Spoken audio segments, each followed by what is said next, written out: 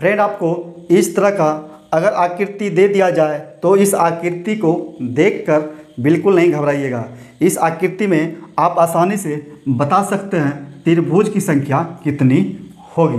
तो चलिए हम शुरुआत करते हैं। यहाँ पर देखिए सामने इस आकृति को, यहाँ पर सबसे पहले हम देखेंगे इसमें लाइनिंग इस कोने से कितनी है।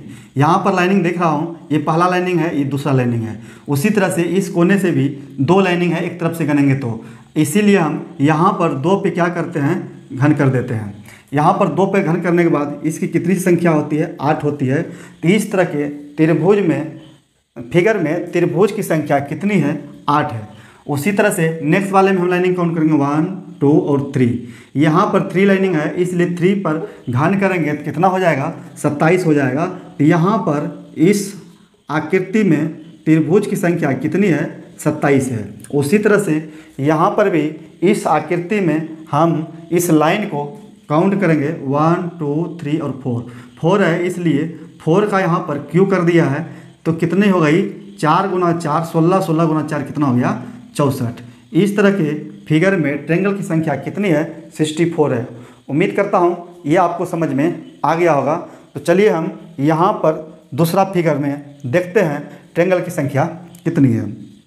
यहाँ पर हम देख पा रहे हैं यह एक ट्रायंगल है और ट्रायंगल के अंदर में ये वाला एक ट्रायंगल ड्रॉ कर दिया है। तो बाहर वाला जो ट्रायंगल है वो तो एक ट्रायंगल है। उसके बाद इस ट्रायंगल के अंदर में जो ट्रायंगल ड्रॉ किया, अब इसमें नेट ट्रायंगल कितना बन गया उसको गिनती करना है। तो यहाँ पर हम देख पा रहे हैं नया ट्रायंगल कितना बन गया है, 1 2 3 और 4। कितना हो गया, 4। यानी एक ट्रायंगल के अंदर में अगर एक ट्रायंगल हम ड्रॉ करते हैं तो 4 नेट ट्रायंगल का निर्माण होता है। ये आप याद रखिएगा। टोटल कितना हो गई, इसमें 5 हो गई। इस तरह के फिगर में ट्रायंगल की संख्या कितनी है, 5 है। उसके बाद में यहाँ भी देखिए बाहर वाला जो त्रिभुज दिया गया है, इस त्रिभुज के लिए, इस ट्रायंगल के लिए हम 1 लेंगे। उसके बाद ट्रायंगल के अंदर जो ट्रायंगल खींचा गया है ये पहला है, उसके बाद ये दूसरा है।